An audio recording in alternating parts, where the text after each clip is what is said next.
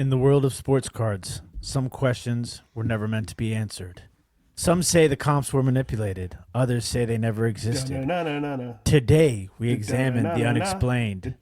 Every week, collectors gather, not for bangers, but for the truth. Slabbed cards with no comps. eBay auctions that vanish without a trace. Mail days that raise more questions than answers. Join me. You may be able to help solve the mystery. Welcome back to Unsolved Mysteries, the No Bangers edition. Yes, right, dude, I love it. I got a little bit scared there for a second because that show used to creep me. Do you know you can watch all the episodes on YouTube right now? But I only want the Robert Stack version, not the new version. I want the old one. I'm talking about the old stuff, man. Because I couldn't even walk to school without getting worried back in the day because of all those episodes, man. I just love how Cary knew exactly what I was doing. I knew exactly what you were doing, bro. That used to be one of my favorite shows growing up, bro. Well, I'm joined by Rod from Picking a Bunch of Cards. Oh, look at Eagles that. Gun won. show. Cary from American Arbitrage Cards. Jags 10-4. Jags are 10-4, guys. I'm Tim beat from Over the Jets, who are good, I think. And the Commanders won. Although there you go. Not a lot of people are happy about it because we did it. We now have gone back in the draft order. Yeah, not very smart. Who do you guys have a quarterback right now? Seneca Wallace? No, Marcus Mariota's still trucking along. He's like a top-notch backup. Yeah, exactly. He's one of the best backups in the league, for sure. If you had to rank best backups in the league, I think you go Marcus Mariota. Hold on, best backup of all time. Brissett. Not of all time. Fitzmagic? Brissett is really good. No, he's all not. Time. He's all time. Right now. Joe Milton. Okay. No, not Joe Milton. No, he's too young to have proved anything. Tanner McKee, though, I think is up there for the Eagles. Yeah, Tanner McKee is one that a lot of people He's the same rookie year as Joe Milton. Kenny Pickett, two glove Kenny. I don't know. He didn't look too good yesterday against the Carson Wentz. Carson Wentz was okay. He wasn't bad, but I mean, there's Davis Mills for the Houston Texans. What's Minshew? Minshew did not. He threw an interception. Minshew's a good one. Yeah, but he was in there for 7 plays. Is Zach Wilson still floating they're around? Eliminated. Zach Wilson is still floating around. I think he's the backup for Bo Nix, actually. Bro, how do we not say Mac Jones? Mac Jones. Mac Jones is like that should be on his resume. He'll be a backup quarterback until we're like 60 probably. He might get a starting job next year. Who is the all-time best backup of all time? Ooh. It's so difficult to say. No, it's not. Frank Reich. There's only one name that should come to mind. I know. Jeff Hostetler. He wants to say Nick Foles. Big blank Foles, baby. Yeah. None of us can relate, but we have heard of it. Big nuts. What do they call him? With Nick. Oh, yeah. Okay, got it. Yeah, dude. I can understand why none of us really got the reference because we were on the other end of the scale of justice. But yeah. Listen, there's nothing wrong with going to Dick's for your sports cards. Listen. That's where I look at all my sports cards. I just go there and I want to see them on display. A lot of people liked Cary had a nice little size joke last week. Yeah, I did one early this time. What are we at? Like 3:30? 3 minutes into the podcast. Everybody loved it, though. A little. So did you guys hold hands again this weekend? No. Once again, let's talk about Cary. Once again, Cary shows up late. This is MO. Yeah. Then he shows up, and then I see him once again I'm at the Pride Card Show for like 2 hours when he's there, and I see him for literally about 3.2 minutes. I said, you want to come look with me, and then you're like, I got to go home. Yeah, but I've been there for 4 hours already. Yeah, but I was at the flea market, bro. I was at the flea market doing flea market kind of stuff. How'd you do at the flea market? I was getting Randall Cunningham's new with the tag hats from the Did 90s. you find out what size that Notre Dame's crew neck is? I think it's XL, but I'll double check. Yeah. All right, give me a price. I might want that. I will. So I sold the Seahawks one right away, which was nice. That one did real well. Oh, I pulled my first 101 superfractor auto ever. Show. Can you have it by you? No, that thing's already it's already packed up, ready to go out today. Did you send it to the PSA vault or no? It's sold on America's favorite place to buy and sell sports cards, dibditcards.com. I sold it. It's the most no bang. Your comment, Rod, was epic on that. You should talk about that. Yeah, it's well. So Tim pulled a G League 101 superfractor. I'm trying to from I'm a $5 box, right? Hold on, let me $6, go to Dibdit Cards. $6. Let me see let me pull it up here. When did you sell it? When did it actually sell? It sold. Was it sold in live, or did Friday? you sell it as a buy No, now? I sold it as a buy now on Friday. Oh, gotcha. So big shout out to Bel Air Sports Cards because I actually hooked up with them at the Philly show this weekend, and the owner invited me out to eat. So I got a nice little free meal at Buffalo Wild Wings. I did the habanero mango and lemon pepper, dry rub lemon pepper. You're just really messing with your stomach on that one. Doesn't know which way to go. Josie and I had cheesesteaks. We ate at a new cheesesteak place. Shout out to Keith, Vintage Sport Flips with no S. I saw him up there. Also, shout out to, I think his name was Dave. He listens to the podcast or watches the podcast every week. He had on an Eagles jacket, and he literally tapped me as I was mid-bite into a bacon, egg, and cheese sandwich. And it's just like cheese all up in I my love it. beard. Shout out to Tyler. Tyler hooked me up with the sandwich for free. So, but yeah, it was a lot of people. I ran into a lot of people up there. A lot of the big wigs were walking around too. I think I saw Golden was there. Cards HQ was buying. I saw, who else did I see? I saw King of Cards. That's his name, right? Yeah. Oh, Kyle. Yeah. Kyle. Yeah, saw him. We need to set around. something up real quick. Like when we go to National, we need to we're not going to hire anybody, but we just need a few friends just for a couple shots. Give us 5 minutes of your time to just carry like bargain boxes behind us as we're walking down an aisle. I want to go down one aisle, give us 5 minutes, and like I want like 12 people with just stacks of bargain boxes behind us following us. Like, and we don't even acknowledge you guys because we're rich or something, and then it's just all a game. I just want to see how people react to that. All right, so this got to be the most no bangers bargain box card ever that he pulls. Can you see? Is it on the screen right now? Yes. It's not the Caleb Johnson that you want, the running back for the Steelers either. You literally pulled a 101 out of the G League. Like, Yes, that's Keldon Johnson's brother, actually. Oh, is it? Yeah. Well, see that helps But a little. Did he's- Keldon buy it? No, so I put it on Twitter like that. It was during the whole Topps update thing. I was like, well, everybody else is opening up Topps Hobby jumbo boxes. I'm gonna open up a $6 hobby box of G League basketball, and sure enough, I hit that, and I posted it I retweeted my original post with that picture, and I got blown up. I got one guy who's like a massive Spurs PC guy, and he was like, I need that card. And then another guy hit me up. He is a actual full-blown hardcore G League collector. He showed me like a picture, and he has like G League slabs, binders, everything. That's He was like, cool. I normally love offer $60 for superfractors. And I was like, that seems like a fair deal to me. And so like I posted it on Dibdit Cards, and I gave the link to both people, and so that they both had equal opportunity to buy it. And the G League super collector, He was on it. he got it first. So I shout don't out know. dibditcards.com. I feel $60 was low for that. No, Like, I think that's about right. You think? Yeah, I think 60 is is perfect. I think if you could get 60, you jump on that. I'd say like a common superfractor. I've paid at shows for a baseball, like common one, about $100. I would say like a baseball common might be like 100-ish, but I think since it's not as, it's like the lowest of Topps Chrome superfractors, brand-wise you can get, I think 60 is a good deal. Yeah. I would have And it's going to a guy who's like a super collector. even better, mean- better. There's nothing better than like it going to the collectors who love that stuff. I mean, you did 10x your money, so it's Yeah. at the end of the day. dude, I'll tell you what. I don't know. I 1,000% want to buy more of those boxes. Oh, what's crazy is I only had 2 boxes. The other box was Caleb Johnson base auto. I will say in there. this: I got one for $10 last month. Did not have an auto in it, even though it's guaranteed. Bro, So I didn't even get an auto. I mean, I got all types of colored cards, numbered, chromes. The don't think checklist there's is really- actually pretty good. Scottie Pippen Jr. is in there. Buddy Boeheim. There's some other names in there that I recognize. But, I mean, I bought a bunch of numbered stuff. Ron Holland's in that set. Ron Holland's probably the best guy you can get. So- I don't know if he has an auto in this set though. This goes, Real what we quick, always one talk more. There's one more I wanted to tell you guys. We're Jared talking Culver's G in League. there. We're talking Mac Jared Culver, McClung dude. is in there Oh, also. yeah. I mean, this This is our G League 5-minute segment. We talk about G Bruh, League cards. I pulled this card, and I cannot believe that they're still playing basketball right now. Okay, I'll give you guys a guess. Played for Denver Nuggets.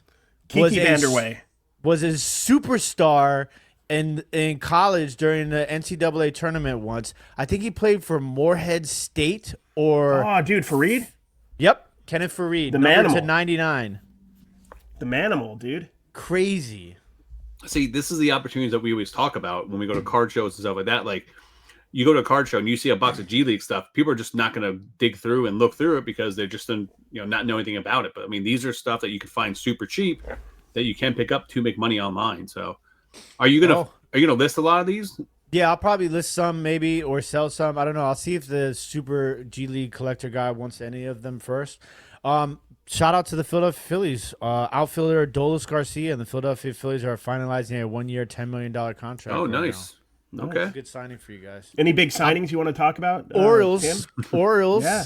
Got You Pete got, Alonso. The polar bear, yeah. Yeah, That was he's a big doing one. he's doing the polar bear plunge. Or up here at the Deep Mets. Creek Leak. Yeah, or the Mets just the A's of the East now. They're just giving away all their good players. They're just starting fresh. Well, he was a free agent, so we You got to pay Juan Soto, bro. Dude, I know. It's What did they pay him? Like $600 million? They also or lost Diaz, Edwin Diaz, one of the best closers and the hands down the best walkout music of all time of any baseball reliever ever to walk the earth. What is What's the bow, bow, bow, bow. The Spanish trumpet song? oh, it's Spanish trumpet? Yep. it? Keep going. I want to see if I can catch it. It's a good He bit. signed with the Dodgers. Oh gosh, man! They're gonna go good for crazy the Dodgers. in LA for good that for one. the Dodgers. They needed some help. They needed some players. Well, Philly show, by the way, crazy.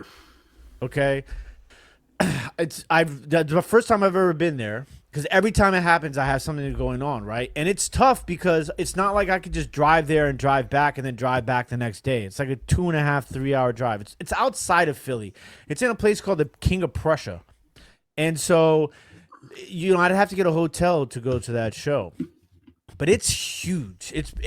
I think it's a little bit bigger than Chantilly. It's one of those awkward things though where it's like separate halls. Like Chantilly was just one place. We're still waiting to find out where the new Chantilly show is going to be, by the way. But I got there and I was like, we got checked into the hotel and I was like, all right, I can get to the card show by like 3:30, 4 o'clock maybe. And which would give me like 4 hours first day. We get to check in the hotel. I'm like, all right, babe, I'm gonna go to the show. She's like, wait, no, I need you to drop me off in Philly. And I'm like, shit.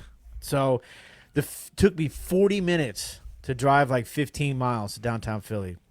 An hour back to get to the convention center because we're staying like 10 minutes from the expo center or whatever they call it. So I only had 2 hours, but that first day I bought 190 cards in 2 hours, and I only spent $110. So that was good. Then that's like 57 cents a card, and then day two I think I bought like 300 something cards. I ended up like 498 total cards, and I spent like a grand total. Like my cost per card average I think was 75 cents or something like that. 65 cents per card. So we ended up doing pretty well at the Philly show. I ran into a lot of people there, but it's one of those shows where it's like you really gotta be there open to close for all 3 days, like to really like get it like how I want to. So I didn't find like anything like too crazy. I did set out to find the Cody Ponce cards, and I found one. So wait, how much money did you end up spending total then for the weekend, would you say?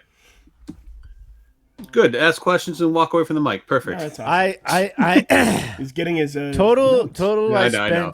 I spent $357 and I bought 498 cards. Dude, So you outspent me at the card show. Good job. Would it be worth you going to get a hotel there and spending the night and then going back? 1,000%. It is? Because Okay. like those are like you can go to those shows and really find like the ones like this is one of those particular instances where, because you guys know I've been doing a lot of lives lately. Yeah. And so I needed inventory. Like I have boxes of cards, but like more like higher end stuff. I needed like that like sweet spot, like $5 to $15 cards that I could run live. So I got a bunch of that stuff. And I picked up a lot of cool stuff too. But like the Cody Ponce, I mean, that's probably like, I think I can get like $75 for it. You guys, did we talk about that on this show? No. Okay. So Cody Ponce, he has a first Bowman in 2015 with the Milwaukee Brewers, I think. And so the other day I was live and somebody was like, did you sell off all your Cody Ponce cards? And I'm like, I have no idea what this person's talking about. So it turns out that this guy just won like the Triple Crown in the Nippon League or the KPO, where he basically had the most wins, lowest ERA, and most strikeouts, I believe. And so he just signed a fat contract with the Blue Jays, but he hasn't played professional baseball in America since 2015. So that's his only cards outside of like the Nippon League stuff. And so his first Bowman, like golds and stuff like that, autos and refractors are selling for hundreds of dollars right now. Jeez. So he's a guy that you 1000% would find. You know how people he's a no banger guy. Like he's a guy you should be aware of. Like those are the cards that you know exactly what box I'm talking about. You find those in, like at National, the box where you found the Bubba Chandler auto, where it's like $2 autos and mems patch cards, like all in one box, and it's just like a bunch of random stuff, and that's where you find it. So I found one. You know, I just have a business plan. Contenders. I have a business plan for us. You know how PSA is certifying cards and saying what their grades are, right? Or certifying their authenticity. What we should do is provide a service. When we go to a show, you can get a No Bangers certified sticker on your bargain boxes if we approve of it. If we think this is a good bargain box, dude. We should. And I'm talking, we charge massive amounts of money for this. This is going to make us millionaires. What we should do is we should just walk around National and like secretly just put No Bangers. We have to ask before. Yeah, we'll say we love your bargain box. Can we put a No Bangers approved sticker on it? And then I love that. Like, and then people around the National could be like, No Bangers says this is a good box. No Bangers was here. Or they would say, or it's going to hurt the dealers because, like, the No Banger guys are here. Okay, I'm skipping it. We'll just put No Bangers and we'll put your name on it so they know that no good cards were taken out of it. There you go. You got me. But if there were, I don't know, like Trash Pail Kid packs around it, they would be gone. They would all be gone. I bought wrestling cards. I bought UFC cards. I bought tennis cards. I bought a Cock-a-Wow card. I bought a SpongeBob card. I bought golf cards. I just love how he's over the last year. He's got how you just like expanded your to start dabbling in all this other stuff now because I feel like it's because of his podcast. Can I show some of the cards I got because this is fun? I got the cards right next to me. Go. I got some cards I'm super excited about. Here was the biggest card I bought. I spent about $50 on a Gunnar Stockton auto. Hold on. Now, are you gonna list that or to try? This is gonna be listed for a short time, then probably go to DC if it doesn't sell. But here's some of the lower end stuff. Do they play this weekend or do they have a bye? They play this weekend, right? I don't know. Yeah, so I'm gonna try to sell it before then. But here's some cool cards I really enjoyed. I got this for $2. I love that this is a first pitch card, Zach Eddy. So he was a rookie last year for the numbered too. Yeah, numbered to $2.99. That was $2. I love stuff like this. Kijana Carter, former first. That pick. I love. I want that. Because that's the thing. There's guys who love Penn State who want this. He also, this was a sneaky one. Millennium Marks. Do you guys know Millennium Marks? These are all numbered to 1,000. Sean Green was a baller too back in the day. And one last one. Sorry, guys. I found some of these Pro Set autos, but the wives did autos too, which I didn't realize. So this is Willie Galt's wife. She's pretty. That's a super. That's a super sneaky set because it's a fun. All the autographs are on the back, and they have Hall of Famers, they have legends in there. It's one of my favorite auto sets. One of the first real massive auto sets, if not the first mainstream auto set. It might be the first. Now I think about it because there's autos before that in packs, but I think that's the first set. No, I think that's Skybox Autographics. Well, the first autograph was the Reggie Jackson in the 1990 Upper Deck. Exactly. And then you had like Nolan Ryan autograph, Joe Montana in the Upper Deck. But it was only like one-offs. But I think that was the first set. That was, Dude, and you speaking of first pitches, I found 2 Topps Chrome refractor first pitches from 2015, I think, and those are sneaky. The one of them I got was Miguel Cotto. I'm sure you know who Cotto is, Rod, the boxer Miguel Cotto. Yeah. He threw out the first pitch at a Dodgers game, and then the other one that's crazy. This is like a $20 card. Is Jordan Spieth, the golfer, throwing out the first pitch? That's his first. That is his first card. His first card ever made, I believe. So that one, I found both of those in the dollar box. There's a couple other ones. I'm trying to remember the other guys. There's quite a few first pitches. I think somebody commented on my post on Twitter. Let me look. I think the guy from Green Day has one. Billy Joe Armstrong? Is that his name? Yeah. Billy Joe Armstrong. Sorry, I'm looking this up. Yeah, those tops, like the first pitches can be sneaky, especially if depending on like different celebrities. Kendrick Lamar. Kendrick Lamar has one in there. Johnny Knoxville has one in there. But like the newer ones aren't as valuable. Most of them are in the paper. I don't think they make chrome first pitches anymore. I don't think they did either. Or at least they do anymore. They do make, the auto ones now, but they didn't used to. But dude, there's some sneaky. I love first pitch. It reminds me. It's like, do you remember the fans of the game that they did for Donruss, I think it was, or Leaf? A lot of them were autographed, but there was like, I was watching it might have been Card Vault by Tom Brady, one of their videos, and they bought a Chuck Norris fans of the game Yankees auto or something like that. It's really cool. And it's expensive. That one's gotta be good money. But even like the non-autoed ones, you get like a James Gandolfini, like Yankees one. I bet you that's not a dollar card, but I could be wrong. So me and Cary both headed to it's a Lakeland show, and it was in a mall, which that takes me back. Like when I first started going to card shows with my dad growing up in like the 90s, like all the shows we went to were in a mall, which I thought were great, walking around. And I also like it because even if the show is slow, you still have a bunch of people walking around the mall. So you have the perception that the show is busy. So you know what I mean, that you're walking around there. But it was fun, man. It was different. It was they were cheaper tables. I think they were only charging like $60 a table. So it was like very reasonable for people to set up. So I like those type of shows because you have a lot of people that aren't dealers like to set up because it's affordable for them. Like compared to like the show that me and Cary went to like the previous weekend, it was like $160, $170 a table or something like that. There's an interesting nuance to that I didn't know about till I went to it. So there is more people who aren't regular dealers selling, and that's good and sometimes bad. And it's bad occasionally for us because, they already went to card shows and got their deal, and they're trying to get market, on lower end cards. Typically, when you go to a bigger show like Philly, they're not really haggling. They're not really worried about a $3 card, an $8 card, a $12 card. Well, when you're paying $50 for a tape, well, yeah, true. We'll talk about that. But in general, like a lot of those they were priced well, but it was a little harder on a few tables for me to get deals on the lower end stuff because that was kind of all they had. Yeah. So I would say I loved the show. I literally killed it at that show. I did great too. I noticed some of the tables it was a little different vibe than what I was used to, and it was fun. It reminded me of the old days. Shout out to Big Tom because Big Tom told me, he's like, hey, there's a guy that has a wrestling box and a box of wrestling cards in a shoebox. So at that point, right in my mind, I'm like, okay, he doesn't care. He just wants these cards gone.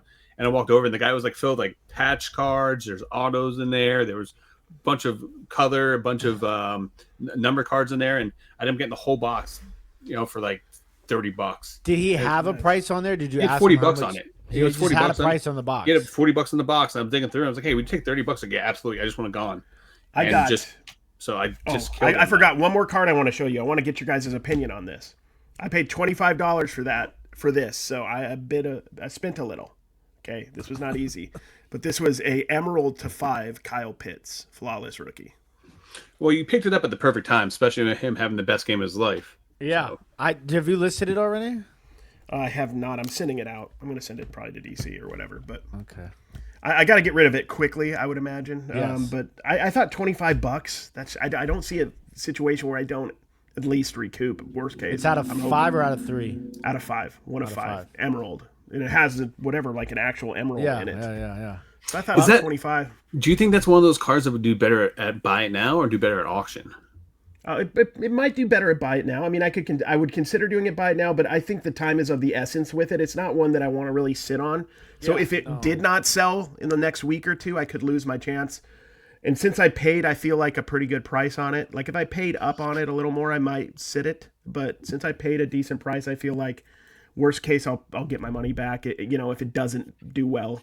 And there's a chance that it could go for $60, $70, $80. Maybe it won't. I don't that's know. the time right now because he's an interesting guy. Obviously, his stuff was super hyped from the beginning. And it's not like he's been bad. Like, I think some people realize, like, think if a bust, like, I hate using the word bust, right? But, like, he's been it's never like he's just stopped playing. Like, he's been a productive tight end for his entire career. I mean, in the beginning too, it was tough because he didn't really have a quarterback. There was a lot of quarterback. Yeah, he's just barely starting to get a little bit of a camaraderie with Penix at this point. Yeah, and then Cousins came in there. What's that? Penix is out, man. Yeah, but he was having a good year with Penix. Yeah, I get you. And then Cousins came in obviously the last couple of weeks and he's been playing a lot better, but I mean, he gave me 40. I switched out Fannin for Kyle Pitts like an hour before that Thursday night game, and then he gave me like 40 fantasy points. Rod, are you losing? Did you end up losing in the playoffs? Well, all three of us are in the playoffs in that league. Yeah, I think I lost, man. I don't want to look at it. I don't know. I had what they call a bye week, guys, because of my in-season performance. I'm in 3 fantasy football leagues. All 3 I made playoffs.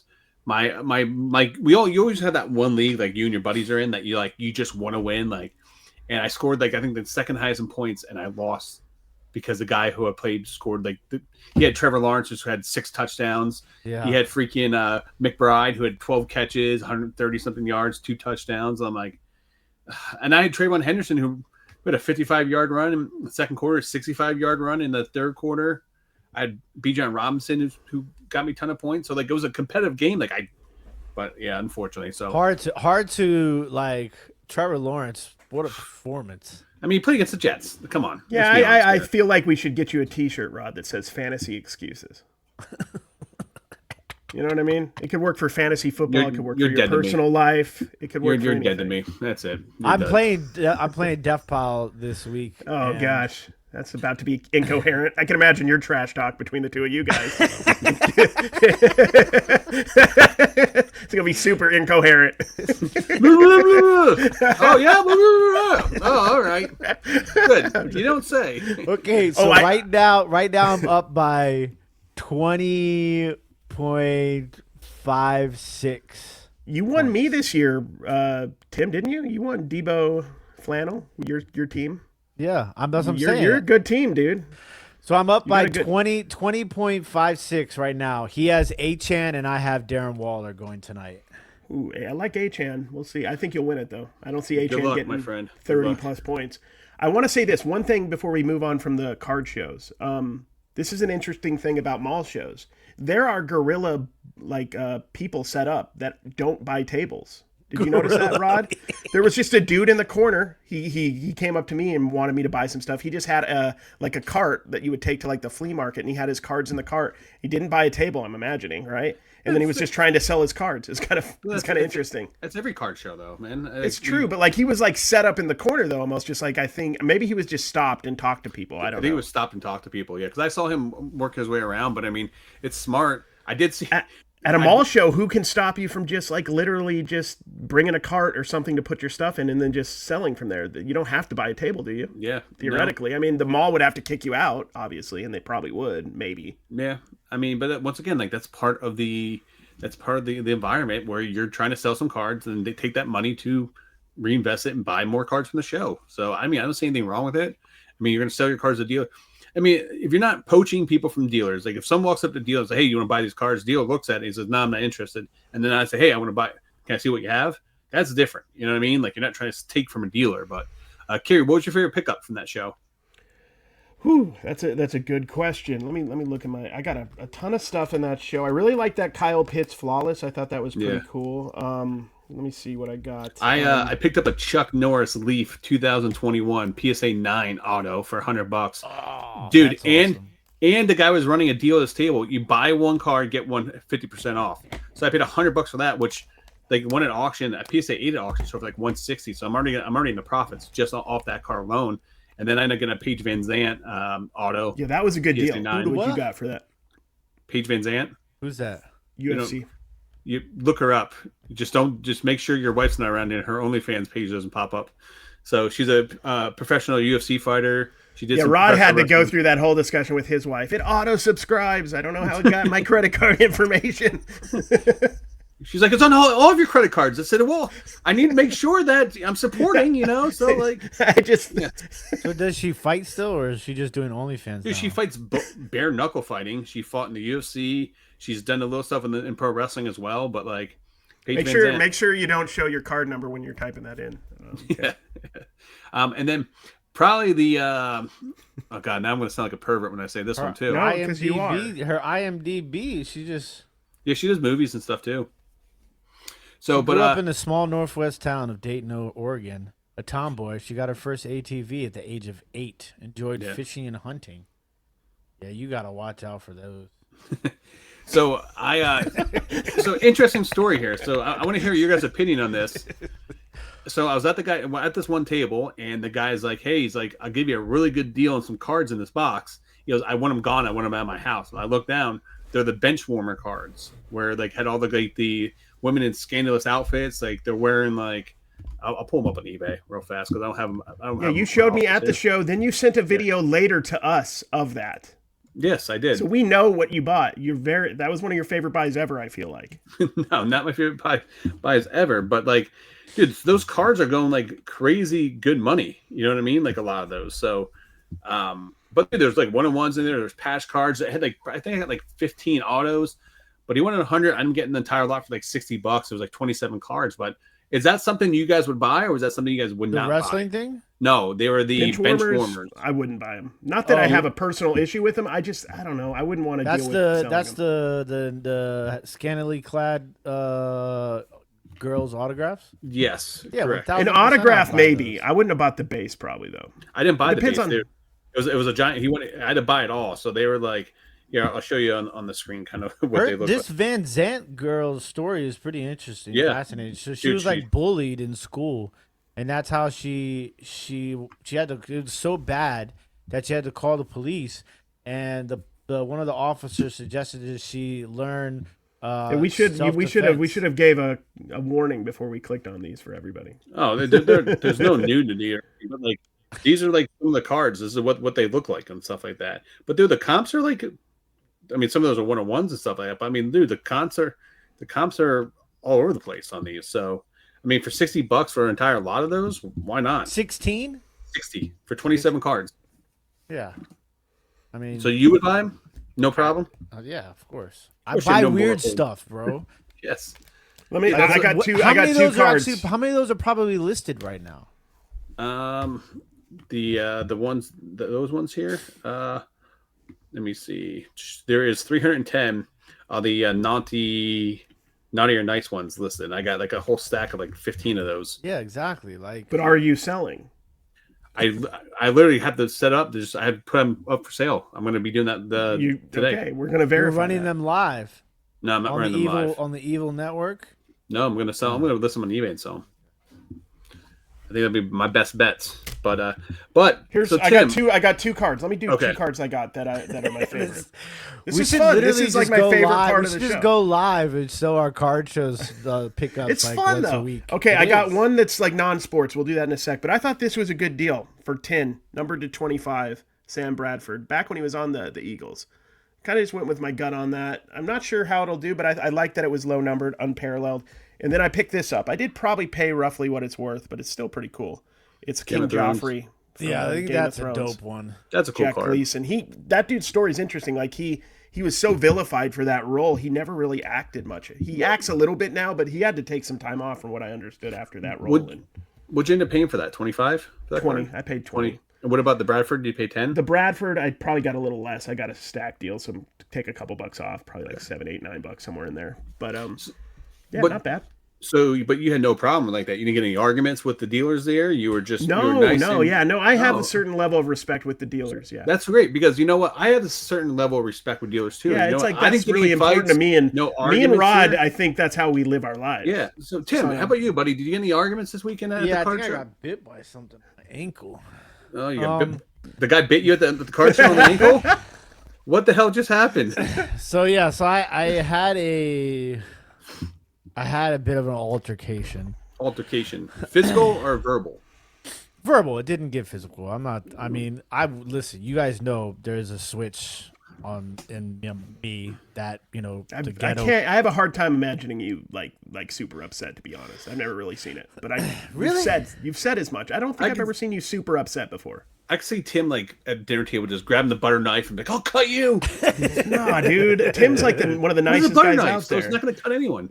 So So I was at a table at the Philly show, and it was one of those tables that's like it looks like a prime opportunity for people like us because the table was a complete mess, right? And he had mostly Pokemon out, and he had a couple of boxes, like just 2-row boxes, and it was just a mess, right? Raw, junk wax, modern, some penny sleeves, some cases, stuff like that. I asked the guy, so what is the price on some of this stuff in this box? And he said, oh, $1, $2, nothing really like that. And then like I'm kind of going through it, and then like he's like, whenever you get like a stack, let me know and I'll look them up for you. I was like, okay, like I'll probably just I told him, I said, I'll probably just put together like a stack and then we'll just work out a bundle deal. And then his kid over there, I love the kid. Tim loves the kids. Kim's good with the kids, right? But like, he was like one of those like Rizzler type kids sitting over there, just looked like he just ate a sub, an Italian sub or something. And he's like, yeah, we found a couple of $100 cards in there already. And I was just like, okay. So like I'm like at this point I'm not really going to like continue to like go all in on the box. But you guys know I always buy Ken Griffey Jr. stuff, like even like not like super high end stuff, and I don't buy like the super low end stuff. But I like to buy the Ken Griffey Jr.'s that you just don't see all the time. Like even though they might good eye appeal, they might only exactly eye appeal. So I pulled out 3 Ken Griffey Jr. cards. One. They were, in my mind, they were easily $1 cards. Like no right person in their right mind would comp these cards, right? Yeah. So I hand the guy the 3 Griffey cards. I'm thinking $5 for the 3 cards, right? This guy starts looking the cards up. So he comps the first card and he's like, yeah, this one's $2. And I'm just like, what are we doing here? Are we really doing this? And then he comps the next one. He's like, this one's $1. And I'm like, okay, are we really going to go on to the third one here? Like this is ridiculous. And he tries to comp the third one. And he's having trouble comping it.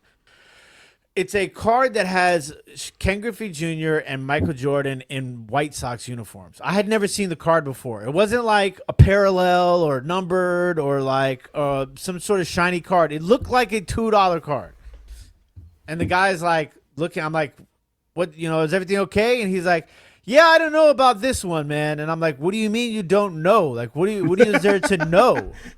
Right? Like, I gave you $5 for the 3 cards.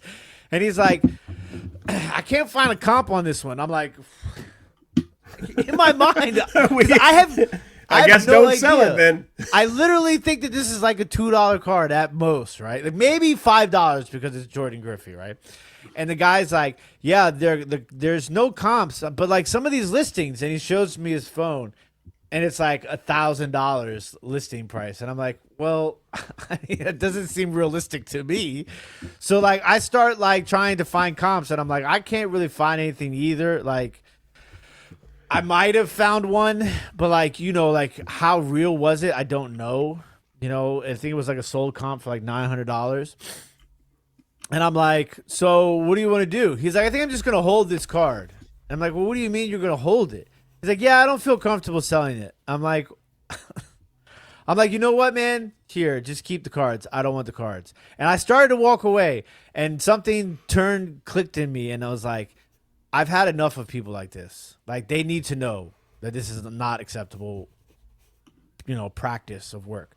So I turned back around to the table. I said, man, you should really not do that. If you're going to put cards out in a box, you should sell them. You know, it's not my job for you to pull cards out of a box so that you can price them afterwards. He's like, you should price. He's like, people have been buying my cards all day. I'm like, well, why are you? You're not gonna sell me the card? And then he's like, $1,000. And I'm like, man, this is ridiculous. Like, if you're gonna put cards on the table, price your cards, sell the cards. Don't tell me that the cards are $1 or $2, and then I find a good card, and now you're trying to either keep the card from me buying it or give me an obnoxious answer of $1,000. And so he's like, man, get out of here. And I was like, man, you whatever, dude, I'm leaving. Like, I still haven't watched the clip. I need to watch the clip and see exactly what was said between two of us, because I was really upset at that point. Because if it was a very valuable card, I found it. You told me it was going to be $1 or $2. I should have been able to buy that card for that money, right? But he also told you that he's going to look him up before you even hand him the stack. No, that was already like, I'm already digging through the box. I understand that, but I'm saying before you hand him the stack, he said that I will look them up. Yes, but he told me they were going to be $1, $2. I mean, I didn't think that he was going to look up $1 cards, like the obvious $1 cards. Right, and I don't think there was any world once he started looking up and he saw those comps, he was going to give that to you for $1 or $2. No, I don't think that's there what was I'm saying. Either. So there should have been the world. I think you guys both have a point. I think your point's bigger than his, though. Your point is like he needs to do this research beforehand and determine what his stuff's worth, or if he wants to even look it up. Right, he needs to figure that out before it gets to the show floor, because it is kind of messed up for you to put the work in to find the cards and then just him comp them and then find out it's worth something because you did the work finding the card. I agree with you on that. And like, this is day 2. So that card has been sitting in that box with like 1990 Topps cards and stuff like that. So you basically found a gem, which, you know, I don't know. Like, it's also like those comps. Who knows what it would really go for? What it's really worth? I need to do the research to see. I mean, it's quite possible that it's a legit super short print there card was a sold for $900. $900. I've never seen that card. You showed the picture of it. I've never seen that one in my life.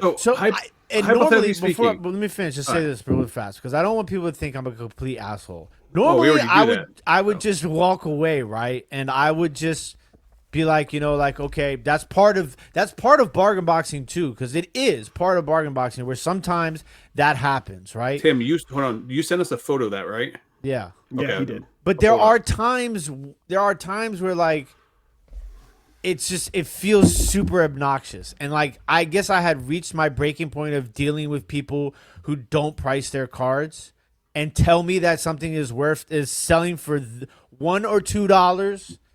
To turn around and comp those cards in front of my face, like.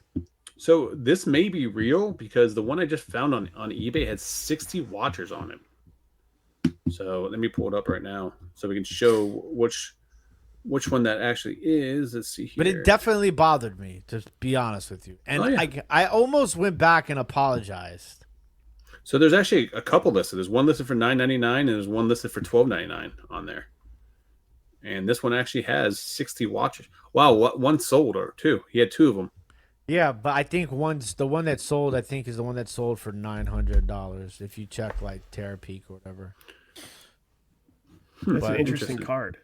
Yeah, it doesn't look like it would be a card that would be worth that type of money. No, but that is definitely 1,000% a card I would have picked up out of a bargain box. Just absolutely. For the look of it. And I wouldn't have been surprised if it was like a $15 or $20 card. You know, but I wouldn't have expected to pay much more than $5 at the most for it. You know, and now obviously it's different.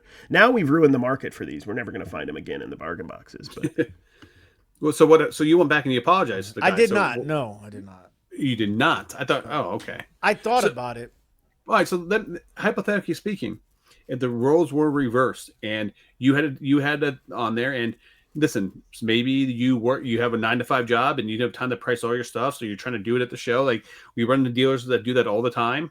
You know, that maybe just are weekend warriors that they don't do this full time, and you brought your stuff to the show and you're kind of pricing it as you go, and you're just getting overwhelmed, and someone comes up to you and finds a card in there that's worth $1,000. Are you going to sell it to them for $1 or $2? Well, I'm not gonna be in that situation. That's not what I said, though. It's a horrible hypothetical. No, it's not.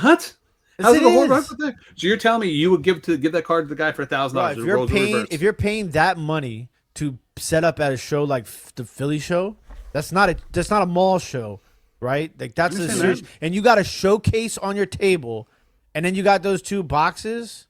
Every dealer has boxes they bring to shows they were unprocessed. That they just throw on the table. Yeah, that they're unpriced, but they don't sit there and comp them. No, but that's what I'm saying. Like a good dealers that have the setup, like they don't necessarily they'll have 50-cent boxes that they don't have stickers on. They'll have $1. They put like a pink sticker on those. Like they make it obvious. They've already decided in their head what these prices are. And if they have stuff that isn't listed, like that they want to do comps at the moment on, it's typically stuff in the cases or like on the table. Not in the boxes. But after the kid just told you that they found $100 cards and they're worth a couple $100, you should have knew right there in your mind that they're gonna look up every single card. Yeah, but they have to remember this too. I didn't comp the card. I get that. Just like what Cary was saying is that I thought that was just a cool card. Yeah, I thought it was a $5. Yeah, I'm pretty. I think max. Rizzle's McBroccoli cut probably ruined it for you. Honestly, he set the guy up to look everything up. Well, I think it was his son. All right, Cary. It was his son. Would you have sold the card for $1 or $2 in that situation? Or would you say that, sorry, I'm going to I would say in most cases, I would give the bargain box or the deal. In that case, I don't know if there'd be anybody, and I probably wouldn't either. I probably would give them a deal. I would probably realistically be maybe $50 or something. If you want to take a chance on, well, I'm just saying, I don't even know if I would do that. I'm just thinking maybe. But, yeah, because think about it, that's a very funny card where nobody. I went and I showed it to my other people after the incident, and they're like, "I've never heard of that card before," right? So how valuable cards, but with next to no demand, is it going to sell? That's the issue. I don't know. I need to do some deep diving into it to see if it's a legitimate sale. Here's a better question. Here's a better question than whether we would sell it. What would we pay? Us. Yours might be different than us, Rod, but what would you pay, Tim? What would I pay? What would you pay, Rod, for that card based on what we saw? There's one comp for $900. It says $12.99. There's people asking $9.99. What would you? I don't think I would pay even $100 for it because I don't know. I would have if the guy would have been not a dick about it and would have been $100. I would have thought about it. I would think about 100, a no-brainer at maybe 50. I would take a flyer on it, 75 maybe. Over 100 would make me wonder because then there's, not that you're probably going to lose, but how long are you going to sit on that card? If I send it to, say I had it for 3 months, I spent $100, right? I had it for 3 months, wow. No offers, right? Do I send it to DC? Do I feel confident it's going to get over 100 on an auction format? I don't know. You ready for this? I got the comps. Let's go. Let me... Little tear peek, guys. If you guys do not use tear peek, you guys can go back 2-3 years. It's in the eBay app and also on site. But look at the comps. We have one that sold for $268 on June 24th, and that's on auction. That's at auction. Yep. One sold at fixed price for $1,000 on May 2024, and one sold for $405 on July 7th, 2024. Wow. $315. $270 at auction. So with that information, I would pay $100. Now that I know it had several auction sales in that $270 to $300, I would probably pay $150. But without that information, I would be wary. Yeah, I mean, and see the multiple comps, and it has been a comp in 2000. Well, actually, it was one in 2025 for $270. But I mean, before that, it was That's the same card, so it probably didn't get paid for. Well, no, but they went up for auction twice. One for June. Oh yeah, maybe not. Maybe that one didn't get paid for. But this one, $315 auction, $405 auction. There's only one sold for $1,000. Yeah. So makes sense why that guy, I can't blame him, man. I get what you're saying. I could understand him saying he doesn't want to sell it because he didn't feel comfortable because he hadn't done the research either at that point. And it's not really cool, but I understand that too. But I think I was not even as upset about the actual card as I was just the whole comping comments. Was it the tone too? Was his tone weird? He was kind of a little bit of not me. I have great table etiquette at card shows. Did he have an attitude or is he just being Philly? I don't even know if he was from Philly. I deal with a lot of folks from Philly. That stuff doesn't bother me. Okay. But it was just. Everything was off about the whole thing, right? it was just a sloppy setup and everything like that, and like the one Ken Griffey Jr. card was in like a red snap case, like it was like it looked like it'd been sitting in somebody's closet for the last 20 years, and this guy's like comping them, like it was off-putting from the get-go, and then like to throw that on top of it, and like I said, I normally, if I were to go back, I would have handled the situation like how I normally do and just sort of would have walked away, right? So but I don't know. I lost my cool. I guess maybe I was tired. I don't know. I would say this. A lot of times I go to car shows, and this is one that I hate when dealers say this to me, where you ever like you're digging through a box and they have stuff that you want in there, but it might be slightly overpriced. And he's like, oh man, you see anything in that box? He's like, I'll make you a really good deal. I want to get that stuff gone. You're like, okay, cool. He's like, yeah, just put together a bundle. But then like, I don't want to sit there and waste 20, 30 minutes digging through a box, put together a stack, and it's still going to be higher than what I want to pay.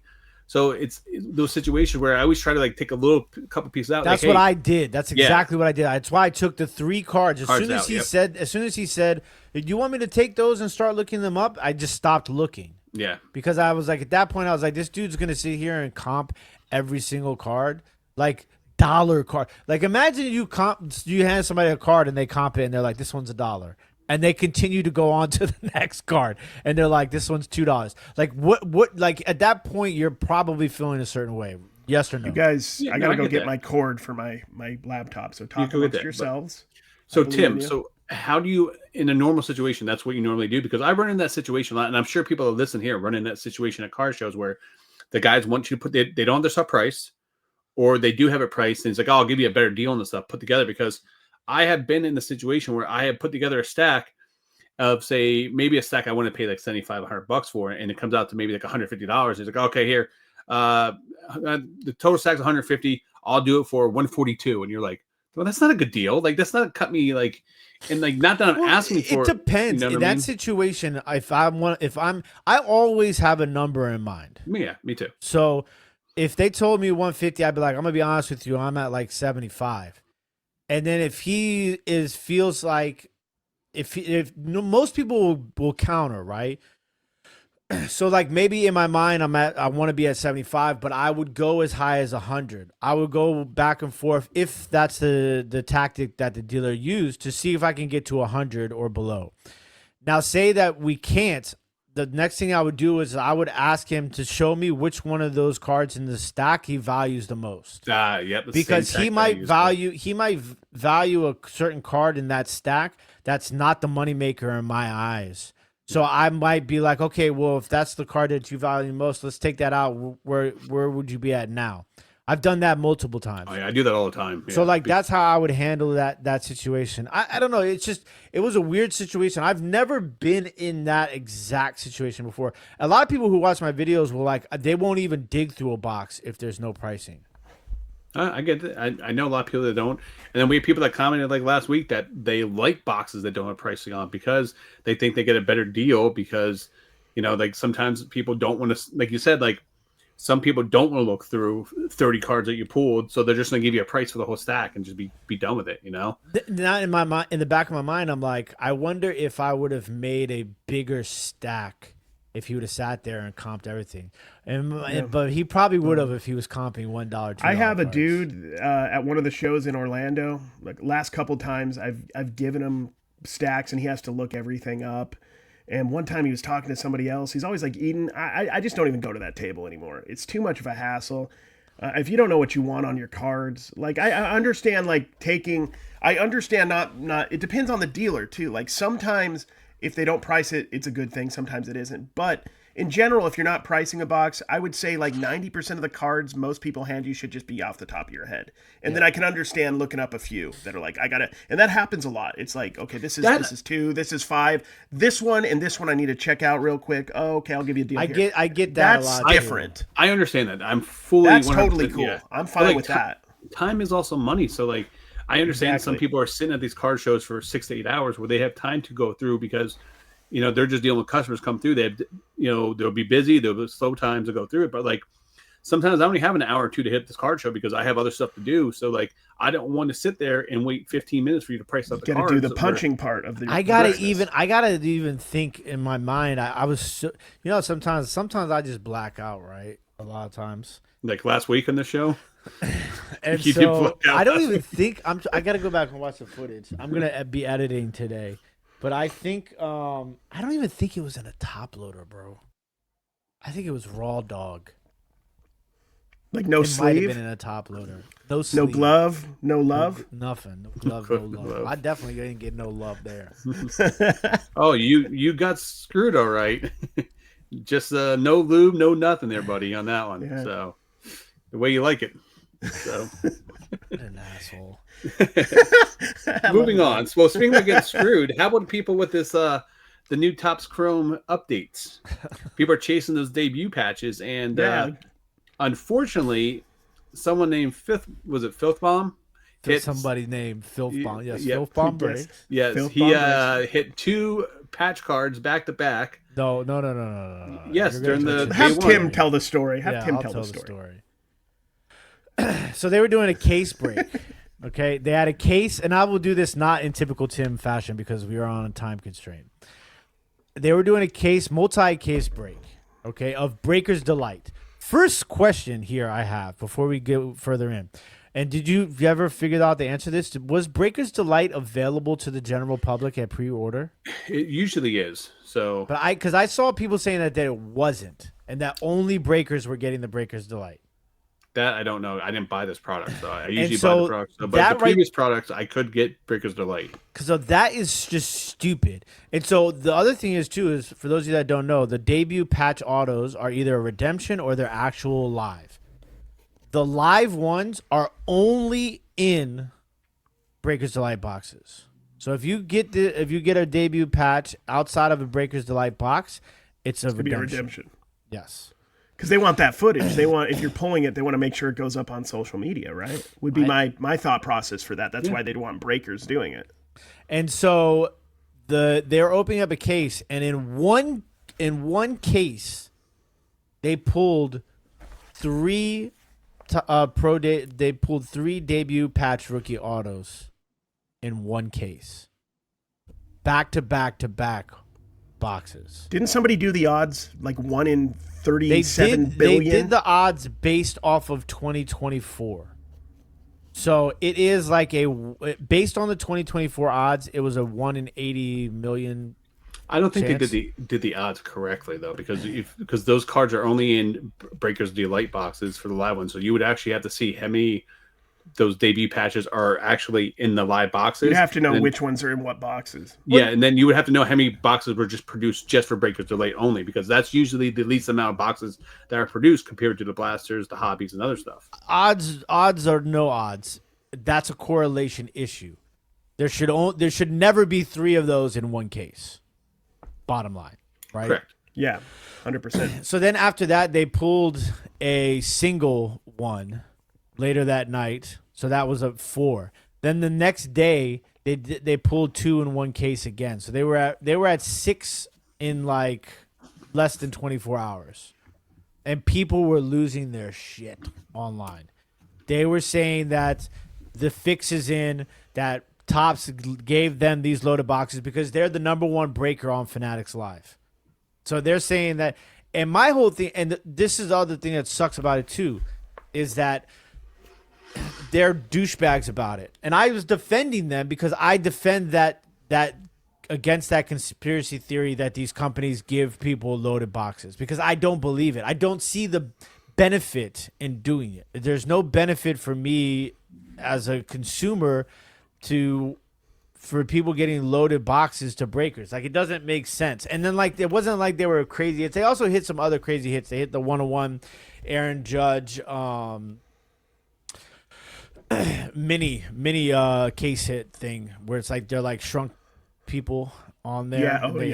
Yeah, which are dope looking cards. One of my least favorite things, man, that breakers do all the time in their marketing, which is just, to me, misleading at best and douchey at worst, maybe, is when they're like, we get all the hits, we get all the fire, you're breaking with me and you're going to get the good stuff. I'm like, that's marketing. That's misleading though, dude. It's not misleading because they have no idea what they're going to break, dude. They don't know if they're going to get nothing or they're going to get something.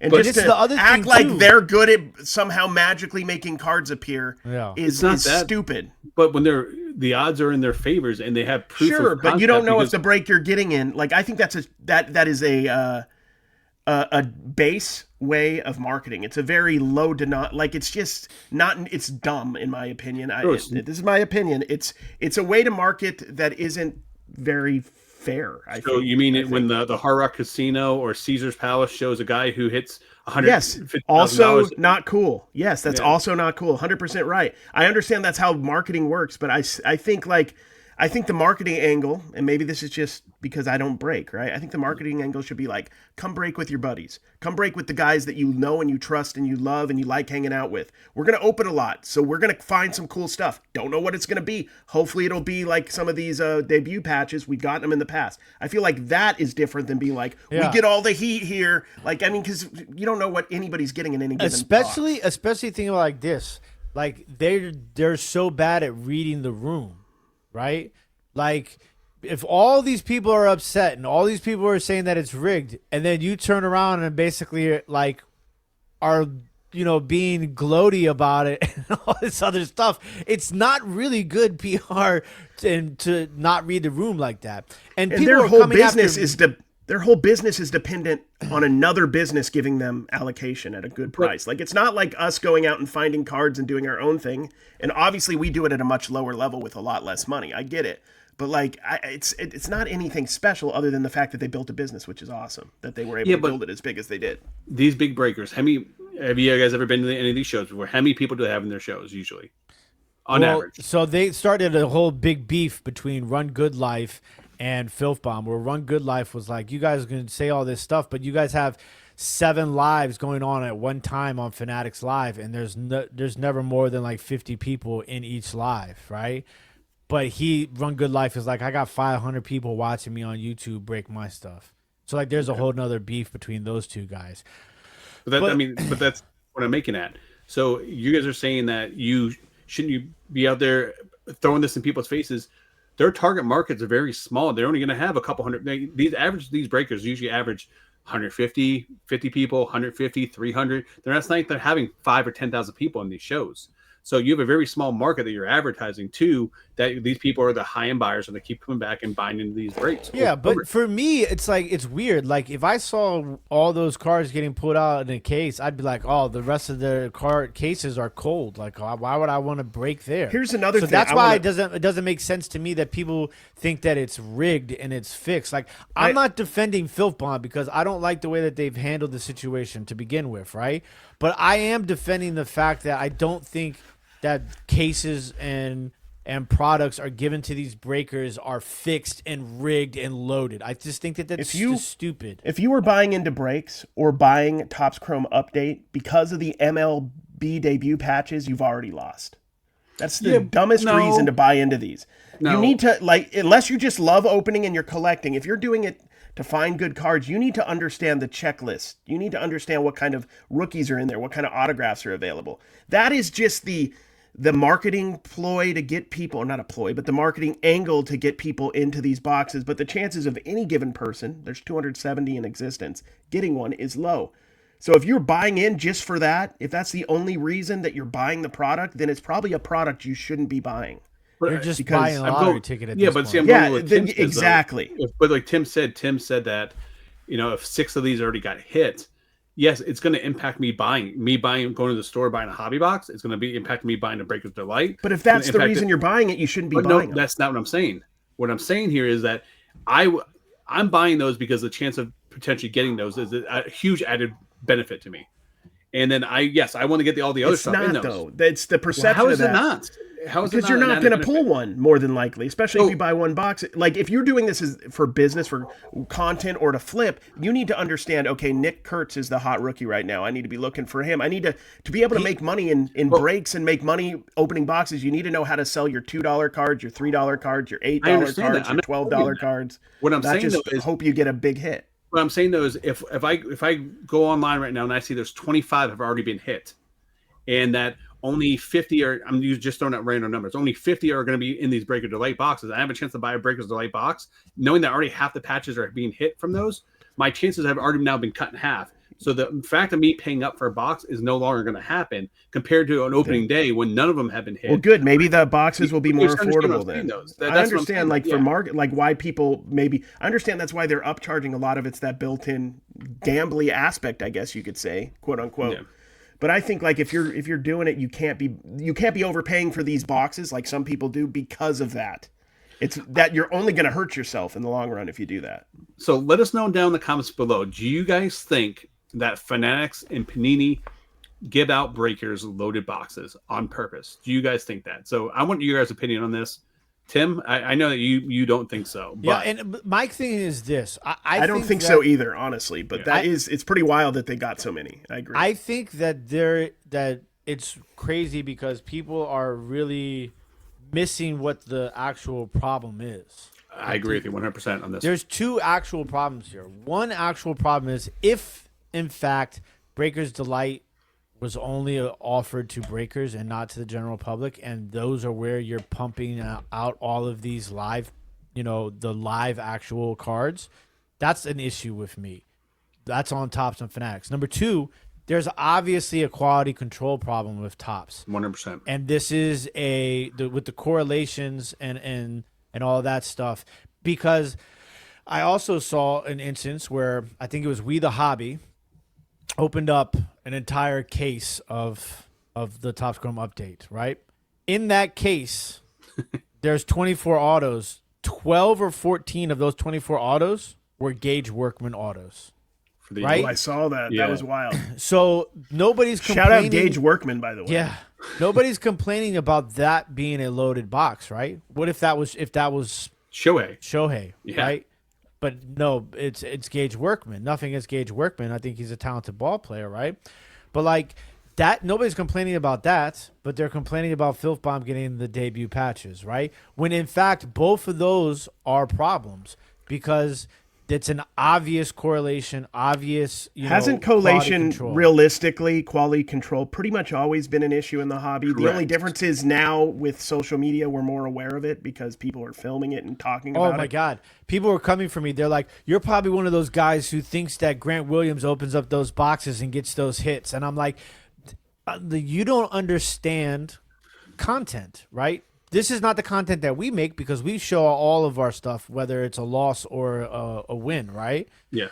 And so, but a lot of these people who are making content, they're only showing you the boxes that they open that they get a hit in. Yeah, do you think Grant Williams, with all the money he has, only bought one box of something and got a hit? Open? And like, yeah, that's a good point. All these celebrities, they open up and they always. You think Dana White sits there and opens up 20 boxes? No, they give him one box and they give him the hit, and then they film it and they show it to you to make you want to buy it. And I'm like, dude, what? Like, you guys believe in dinosaurs, but that's you the don't. Thing, though. Like, if you're the person watching Dana White open a box and him get a Shohei or whatever autograph he gets, and that's the reason you're buying the product, then you've already lost. Stop doing that. A couple things. One is Fanatics is valued at $25 to $30 billion. Do you think that they're going to jeopardize their business to make sure that one breaker is getting a couple loaded cases? Absolutely not. Well, okay, before you continue, calm down. We have to connect that because look at what PSA did. PSA is I've heard this argument before somewhere. PSA is making a boatload of money, but yet they're changing grades and offering, all that stuff. It's a one-off. They even came out and said it was a one-off situation. They refunded all the money back. They got the guy got his cards back. Do we know it's a one-off? Was this I heard it happening with some Pokemon cards too. Is that a different one or the same guy? That's the same one. But also, the guy on TikTok, right? The baseball guy who has the glasses and he wears the hat. Chris Sabo? No, man. You know him. Tim? Over the years? My God. He wears a baseball hat with glasses. Anyways, it happened to him. Jay Buhner with those sick shades. You guys are killing me. You're making me upset right now. Seriously. What's his name? You guys know him. We don't know. Oh, Clever Cuban. Cuban. No, not him. Well, he says baseball and he has glasses. I don't know who you're talking about. We talked about him before. You said his name. Anyway, move on.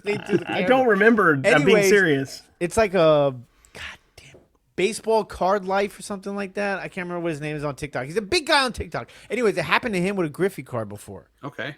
So I'm just saying that, like, but those are one-off incidents. If this was if this thing happened over and over again, that excuse though is irrelevant. I cannot stand behind that excuse, because look at all the companies that have been caught with doing corrupt stuff. They make millions of dollars. Enron, right? Millions of dollars, and then they were doing that crazy stuff. Like that to me is not the right answer. Yeah, they make millions of dollars. Why would they risk it? I will agree with that. We don't. You're comparing $1,000 buyback to freaking millions of dollars. That's a completely different thing. No. What I'm saying is that you're saying that why would they risk it if they were making millions of dollars? That's what your reason is, right? No, I said they're worth $25 to $30 billion. I didn't say million. So why would they risk by sending them loaded boxes, right? Yes. Why? I don't. That is not a. I understand what you're saying, right? But I hate using that as a defense in this. I'm not saying this is all allegedly. We're not saying anything was done, but I agree with you. That's not a defense. Why would they do it? That's not a defense. That's not proving or disproving anything. That's just saying they make so much money. Why would they bother?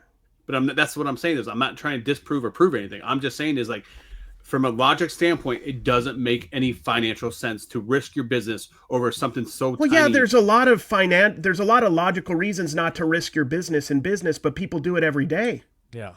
Because it's illogical to lose everything, but people do it every day because they make dumb decisions. Not saying anybody has, but just in general, it happens every day. This is something else too, Rod. Whenever you get a chance, you might want to look this up. Somebody told me, I think it was either Duval or Giroux, told me that Topps or Fanatics has hired, this is not now, but previously, a third-party company, third-party firm, I believe it's called KPMG, to audit all their new releases. They've done that. They don't. I don't know if they audit them all. They do random audits, if I'm not mistaken. It's not all the releases. Yeah. So I didn't get a chance to deep dive into it, but that would be something that would be interesting to see too. Because they've been doing that for years, though. They've been using outside parties. That's what I'm saying. Like that, I'm just using that as another thing as to why this might not be the case where they're loading boxes and cases. Well, now I know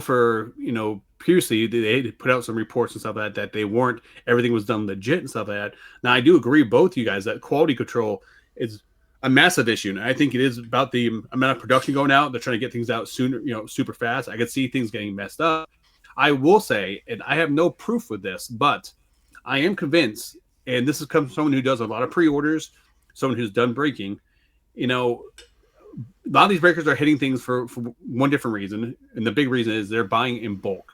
So for if the average Joe from Idaho is buying one Breakers Delight, and these guys are ripping 10 cases of Breakers Delight, 100 cases. 100 yeah, cases. I mean, at the end of the day, they're going to hit a lot more of these cards, which people don't understand. But I will tell you this: I am convinced that Topps front loads, that these companies front load their boxes in the very beginning, because I will say boxes I have bought on pre-order compared to stuff I bought later on, completely different. Like my hits, all my biggest hits have come on pre-orders. Yeah. Now I can't, at the end of the day, I have no proof on that. I'm not accusing anyone of anything, but You're just saying based off of what you've experienced. Based on what I experienced is I feel like the product is front loaded a lot of times because it makes sense from an advertising standpoint. Like you could front load your product. Or maybe they're just putting more out there. And I mean, that's why they've kind of marketed that now, like with the first off the line. Yeah. Right. And like the same thing with Topps Chrome Basketball that they did on the Dutch oven auctions. And that, which is crazy, by the way. But the other thing is, too, I have a problem with is the allocation. I think that it's messed up that you allocate these local card shops like a couple of cases, and then you give Filth Bomb breaks 500 cases. Don't build your sports card business. In my opinion, don't build your sports card business on getting allocation from companies. Build it kind of goes back to what we were talking about the other day about card shops and how you have focus to have on cards, man. Yeah, Topps, whoever owns it, who knows. But we've seen so much turnover in the last 20 years with companies changing ownership, changing names, changing everything. They don't run the hobby. We run the hobby. So, don't rely on these companies to get allocation. I think they want as much control as humanly possible. What else is crazy is Fanatics is starting to cut people. They're cutting people. They do that every year. They cut like 55 LCSs last year. Yeah, but I'm not talking about LCS. Well, cool, man. They don't run LCSs. They're not in charge of these LCSs. Those LCSs can go and buy the product themselves at full price, probably. Which a lot of times, I imagine, I would just go buy the product if they must have it. Wait. Sell more singles. I mean, they have a partnership with these LCSs, so there is I don't want my product sitting in. If I was Topps, like sitting in some dumpster, like the place is just a complete utter mess. Where we're recommending people to go to the shop to pick stuff up. So you're saying if they don't do what Topps wants, then that's a dumpster. That's different. That's any retail product. Like if you're gonna, like for example, like when I worked in the nightclub and bar industry, we had a liquor rep that would come in, and the liquor rep would allocate us based on like how the bar looked. They would base us on promotions, who they would send in to do promotional work, other stuff, and then we would get like they would do deals where you buy two. They have new product they're pushing. Hey, you buy 2 cases of this, we'll give you a case for free because they wanted to push product. Topps does the same thing. What they do is to help with allocation. They'll say, hey, if you buy some of these Argyle memorabilia you put in your shop, we'll allow you to get extra cases of this and this you can get. So they do specials like that. Or I know like the Cactus Jack stuff, the WWE, they had to buy some memorabilia to get qualified for that. Because I know someone personally who has allocation that told me, is like, yeah, I had to buy XYZ just to get allocation for this. Yeah, and then they ended up getting a crap product. By the way, whatever happened to Labubu Chrome? I think it's dropping this week or next week. Because remember, I just want to make sure that we go back and revisit me saying that it was going to be a complete disaster. Well, so far it's selling for double or triple the amount what it was pre-ordered. Let's talk in 3 weeks. Let's talk 3 weeks after it releases. So speaking about dumpster fire, there's been a lot of controversy with Cards HQ the last week, especially with all like the PSA stuff that came out. But they did announce that that Cards HQ is putting in their very first East Coast PSA location that you can actually drop your stuff off. I'm actually excited about this. I think it's a good... So let me ask you this. Do I drop it off? They grade it right there? No, I think they'll send it off to get graded and stuff like that. But how many times have we heard about... A lot of shops already do that. You just have the people there running it. It's more official, I guess. So what's the over or under 1 year before the first Jeff Wilson PSA scandal there? Why? They've been taking PSA cards this entire time. They just partnered with Got Baseball Cards now. So I'm actually going to say under a year. So they've been doing it for years, my friend. And they didn't have any scandals so far. So because they everything's alleged. Not alleged. He had a partnership with Got Baseball Cards. You could drop off your stuff, and then they would take it to Got Baseball Cards, if I'm not mistaken. And that was the other shop in all the hands touching my cards. Well, I want to do that. Look, man, it's totally reasonable for a modern sports card shop to have PSA involved like this. That's what they do at Burbank. I mean, yeah, but this is different. This is PSA at Cards HQ. It's not taking PSA is at Burbank. PSA has a booth in Burbank that you can go and you can drop stuff off. I didn't know that. I just think it's a lot of the newer. It's something that is happening in the hobby quite a bit. I would like to see more shops like that because I think it would eliminate shipping. I mean, if I don't have to ship it, like if I hit a $5,000 card or something like that, I'm going to send a PSA. Like I don't want to ship that. It's going to cost. I mean, I want to eliminate the culture. I would love to eliminate the idea and the culture of people feeling like they have to send everything into PSA. But it is what people want. So if people want it, then that makes sense as a business to offer it. Well, I think you talk about the shops. All the shops are boycotting now. There's only a lot of them are, boycotting. Nah, there's way more than 3. I seen like a bunch of shops posting that same message. And that's exactly what shops that believe what they want to believe should do. If you don't want to support any company for whatever reason you deem fit, then do it and let people know why. I think that's totally reasonable. That's the only way things change. Not saying, I'm not weighing in on whether what happened with PSA was intentional or not. I don't know. Nobody knows. It probably was an accident. Who knows?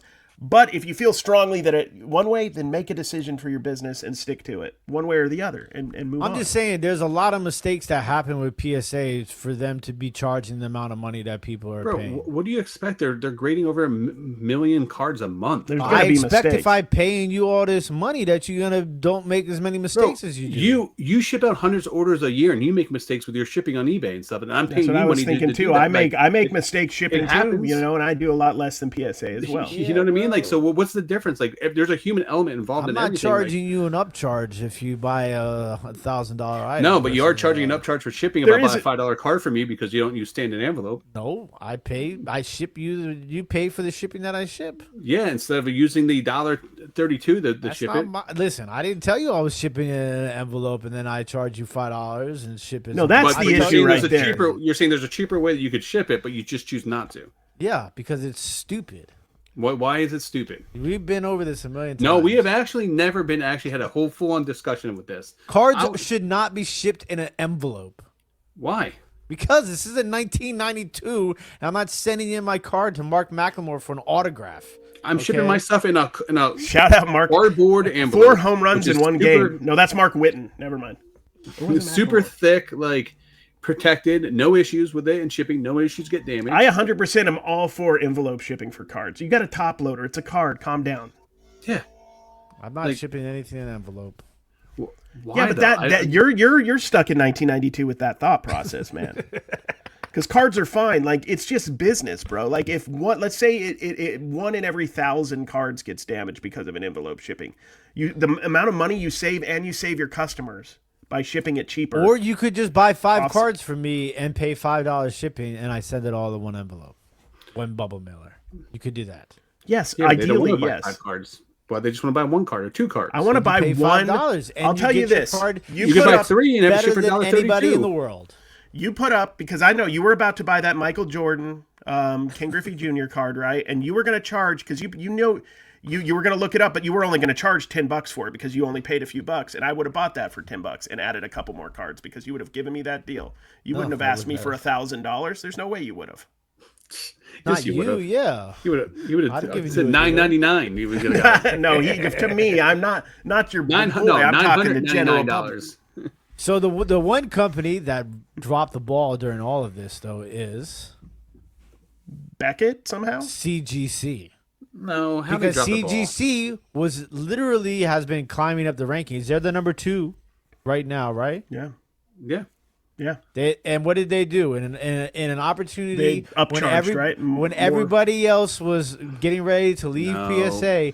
They decided to increase their prices. So I have a PSA membership CGC membership for the last 3 or 4 years. It's like clockwork. Every 6 months or every year they raise it, because beginning of the year they raise their prices every year, just like the post office does. But there's still the end of the year, Rod. I don't know if you noticed that or not. You know that the price raise doesn't happen to next year, right? Oh, I didn't know that. Oh, okay. So just clarifying there. So just so you know, it happens next year. So in January. But what they should have done is they should have decreased their prices. Their prices are still so much cheaper than PSA already. Everybody's cheaper than PSA. But, dude, PSA is like basically donating my kidney to get a PSA 9. But that's worth less money than the card when it was raw. When they raise the price, they only raise like a $2 or something like that. So it's not that big of a deal. But they didn't just do it for cards. They did it for video games. They did it for comic books. They did it for magazine grading. They did it across Parsons' the board. ACL's torn. It's official now. Oh, it's Michael Parsons? Yep. Micah went down too? Yep. Micah's down with the. I didn't know he went down yesterday. Oh yeah. Patrick Mahomes went down yesterday with torn ACL. Yep. So, question for you guys then. Okay. Is football a bad investment or bad thing to look and flip? And the reason I say this, I'll give you guys a couple facts, right? If you break down the numbers, the chance of getting hurt, football has the highest chance of getting hurt of the top 4 sports, followed by hockey, basketball, and baseball is the least out of those ones on there. When it comes down to the average lifespan of a football player is 3 years. Hockey's 4.5 to 5 years. Can we use a different term instead of lifespan? Because I thought we were going to go into CTE. Lifespan for career span. Okay, career span. 3 years for football, 4.5 to 5 years for hockey. Basketball is about 4.8, and baseball it ranges anywhere from 2.8 to like 5.5. Unless you're Phillip Rivers. You play in the minors and stuff like that. But my point is with quarterbacks being pretty much the elite of stuff that runs the marketplace. Is football just a bad investment overall? No, it's not a bad investment. It's just you have stupid people making investments. When stupid people tell you to do things, they're usually stupid. That's the problem. I hate the word investment in sports cards. I hate the word investment. Speculate, investment, buy the flip. I'm a flipper, man. I'm buying a card underpriced right now that I could flip, and maybe it'll go up. That'd be awesome, but I like to be able to make money 2 days after I buy it if I can. So as far as investment, I don't think cards in general, in my opinion, are good investments at all, like long term. Just like look at every player from the 1990s, every player that people went after. We were alive in the 90s. We were looking at Beckett's. Look at all those players. You guys remember Jose Canseco being hot?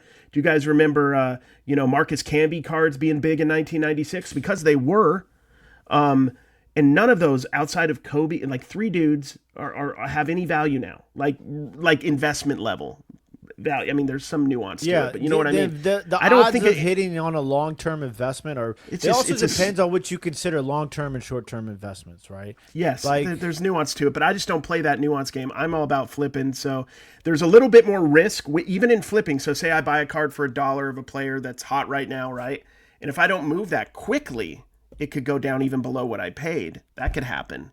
But I just think investment for cards, and a lot of people use it as a buzzword. I think it's generally a dumb idea, in my opinion. Even for flipping, though, like, should we shift our mindset to move away from football? And we talked about how baseball has the most for prospecting is the best opportunity in there. But I mean, all the signs point to baseball is what you should be focusing on if you're going to be flipping, investment, or just based on this. Now, the interesting thing, if you rank revenue by leagues, the NFL, even though that these players have the shortest career span, is actually the highest gross in league at $20 billion. You have basketball that's 10 to 11 billion. Baseball was 10 to 10.5, and hockey was 6 to 7 billion. So like, even though football has the biggest opportunity money wise, and there's the most money put in that, it looks like it's just the most risk for anyone, just based on, like, look at Patrick Mahomes. Like, if you went to the card show on Friday, Saturday, bought bunch of Patrick Mahomes, he tears his ACL on Sunday. Why are you buying Patrick Mahomes now? I'm just saying, generally speaking. I'm just saying. Well, baseball. That's a bad example. You should say something like Drake May. But I use that because he tore his ACL on Sunday. That's what the reason. I understand that, but what I'm just saying is that if you're speaking with Patrick Mahomes, how about Daniel Jones? Daniel Jones was having his career year, and then he's out for the season, tore his Achilles. Yeah, but I mean, like, you have to look at it more so like, I think a perfect example would be Jaden Daniels. When Jaden Daniels cards were coming out, I had predicted this, obviously, because I knew about Jaden Daniels before he even was drafted, that he was going to be the guy, right? But I told everybody that Jaden Daniels was going to surpass Victor Wembanyama as the number 1 chase card in all of sports cards. And it was. You thought he was a top 5 quarterback. That's why. Well, listen, he did. He surpassed. He was the number 1 sought after card in any of all the sports cards at that point. At one point. And so, but now, I mean, even in local shows, like, people were charging like $10 for like score rookies, right? Now you could find optic rated rookies in dollar boxes, like, of Jaden Daniels. Right? Like, that's how fast it can turn. Now, I think Jaden Daniels is a good investment. I would buy Jaden Daniels in dollar boxes all day if I was, but I'm not buying National Treasures, patch cards. Those are cards that people buy for investments. What we buy are not investments, really. I guess so, like, football and basketball to a certain extent are far more volatile than baseball cards. Like you could go buy baseball cards and you could buy a Salvador Perez card that's pretty cool, right? In a bargain box, maybe a numbered card or an auto, and get a good deal on it. And there is a big market of Kansas City, Royals collectors out there that would buy it, where I don't feel like there's that same generally market for football, for example. It is far more hype and speculative. Yeah, and more people collect than baseball is. Than any other sport. So baseball is a lot easier to do the flip game with. I think we've discussed in the past, we talked about that. So I mean, it just looking when he went down yesterday, Patrick Mahomes, and I was looking at the numbers, I was like, man, like, if you actually look at like all the other facts that go along with it, like, baseball is looking more and more appealing now than ever. I would say, based on the numbers and the longevity of these players' careers and the opportunities based on how they're playing going through. So I don't know. I just thought it was interesting. Cards, he wins the Super Bowl and his cards don't even go up. It's because he wanted. I mean, there's a ceiling at some point. Well, the prices were baked in years before. Yeah, but you don't have that in baseball. To an extent, yeah, I think you do. I mean, there's always an outlier, and that's Well, I mean, Shohei, you can compare Shohei Ohtani here's to the Patrick thing. Mahomes, right? No. And also, like, long term with a lot of these GOATs, it's only certain cards that could potentially go up in value, right? Like back in the boom of everything, like Tom Brady stuff was on fire, right? And I can understand his marquee rookies. At least there's an argument that they're going to continue to go up. People may agree or disagree, but his 2019 numbered to 10 card, will it? I mean, that's the interesting thing. There's so many cards in the market for these players. As far as investment goes, like what's really going to be the card chosen? Kabooms, maybe? I don't know. Outside of that, what's going to happen to the number to 75 Phoenix, red lava glitter gold? You know what I mean? Is that going to hold value? And Tim, the reason why I said it was people consider Shohei like the greatest baseball player ever to play. People don't consider Patrick Mahomes the greatest football player ever to play, even though they're the closest comparison to active players right now. I get what you're saying. Yeah. That's the only reason why I said that there's a slight nuance I say with Shohei compared to Mahomes in a way. Shohei's stuff just keeps going up. You also have the international market too. I think that's a big play for baseball with Shohei. The Asian market's huge right now for him. So I think that adds another factor into it. And I think the NFL hasn't really even scratched the surface on the international market. Well, I mean, they sure are trying. They're trying to. That's what I'm saying. 75 games a year in overseas now. I mean, but what I'm saying is like now compared to what it's going to be in 10 years from now, it's going to be a completely different game. Where do you think in 10 years we have a foreign team in the absolutely, NFL? Absolutely, international team. Who do you think hates the first international team? Canada, or England, because the Bucks owners, you have the Jaguars, you have the Bucks owners, teams that own soccer teams overseas, and then also have sports teams here. I think it's only a natural progression that something happens where one of these teams moves over there or they do an expansion over there. So how devastated are you going to be when the Jacksonville Jaguars become the London Jaguars, Cary? That would suck. I mean, I'm just starting to get into them. But yeah, that could happen. Jacksonville, it's kind of interesting that Jacksonville has a team, it's a big city, like square mile wise. It's like one of the biggest in the US, but population wise, you would think Orlando would be a bigger city or something for a team. But yeah, no, I hope that doesn't happen. They always said that with the Utah Jazz too, like they could move, and I don't think they ever will. So I'd be devastated if the Jazz moved, unless they moved to Jacksonville, then I'd be very excited. That was funny. How awesome would that be? That would be pretty cool. Jazz. Well, I'm a lifelong A's fan, and I decided to move from Vegas right after the announcement. The A's were going to Vegas, but that announcement was like, we're going to be in Vegas, but it's going to be like 13 years from now, so I didn't want to wait. So I got a hot take for this week. So I will tell you one thing that's been really bothering me going to card shows lately is when they have multiple day shows. And let's just say they run a show on a Friday from 3 to 8 o'clock. Well, if you work a 9 to 5 job, you get off work at 5. It takes you an hour to get to that show at 6 o'clock. And you have dealers already starting to tear down their tables and leave early. Dealers should not be able to leave early at shows. You should be under contract or something where you get either fined or you get bad placement in the next show or something like that. But I hate going to shows where I see dealers closing up an hour or 2 hours early, especially people are paying to park. Like we went to Tampa, the fairgrounds, you're paying to park. And you're paying to get in. Like I would be pissed off if I paid to park and get in and I saw 3, 4, 5 dealers closing down early. Yeah, can we stop having card shows where you got to pay to park? Can we just find a location that doesn't make you pay to park? I think there are like millions of them out there. But I mean, like you two, do you guys see people closing up shop early at card shows? Like it happened to me on Friday when I got there and I only had 2 hours to shop. And how'd that make you feel? I was pretty bummed out because he's like, yeah, we got dinner reservations, so we're closing up right now. And I was like, he's like, come back tomorrow. I never went back. Yeah, I see that guy. It doesn't bother me, but that's not necessarily good business practice. He just lost Tim, to come back. But not just him though. Like now, if what happened, there's 3, 4, 5 other people, and it's a small show, and he has 80 tables or something like that. Now you're losing dealers are doing that, and I'm not going to pay to go back to that show or want to go back the next day if they're leaving early. There's parts of it that I understand, right? So I am I go to card shows more than most people do, right? There are people that are like you have to think about the card shows as like a circuit, right? So a lot of these people, they're traveling dealers. You know, they I get travel to show. So like sometimes, you know, like on the last day, you know, they might skirt out a couple hours early because they want to beat traffic, or they got to catch a flight to the next show. You know what I'm saying? Stuff like that. So that aspect I understand to a certain degree. But like, I get what you're saying though too. Like, but there are shows that require you to stay till a certain Absolutely, point. they should do that going forward. I got one that's crazy for you really fast. So there's the big show here. It's one of the shows that's been getting super big. They are doing their show for 2 days for the first time. It's normally a 1 day show. They're making it a 2-day show now. The requirement for the show is you cannot leave your booth overnight.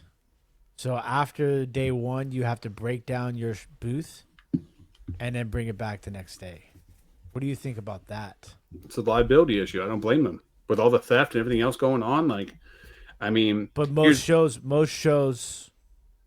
you leave your stuff overnight. When you break down, are you talking about like you can take you can leave the table set up?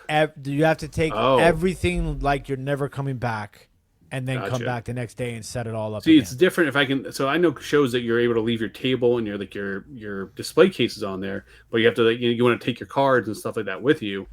So that's interesting. You got to break everything down. Are you sure it's everything? Yeah, because I talked to one of the people who were planning on setting up, because there's a big problem here coming up in a couple of weeks where normally the shows DC, Maryland, Virginia, Pennsylvania, they're all pretty coordinated. Every once in a while you get a crazy. So like there's a weekend coming up where there's literally like 7 major shows within like 40 to 60 mile radius on the same day.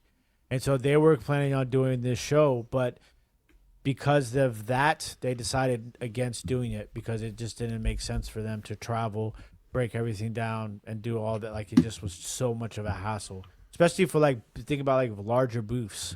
I'm not talking about like a guy that has like a 6x6 table with a showcase and one bargain box. Guy with the autograph plaques and memorabilia and all that Wax stuff, and like multiple showcases and all that stuff. You know, you got employees, everything. It's crazy. Yeah, no, absolutely not. That's a turn off there. But all right, any final words? Go Jacksonville Jags. Yeah, go Jags, man. Jacksonville Jags. Oh, Jazz. Yeah, no, dude, that'd be sick, man.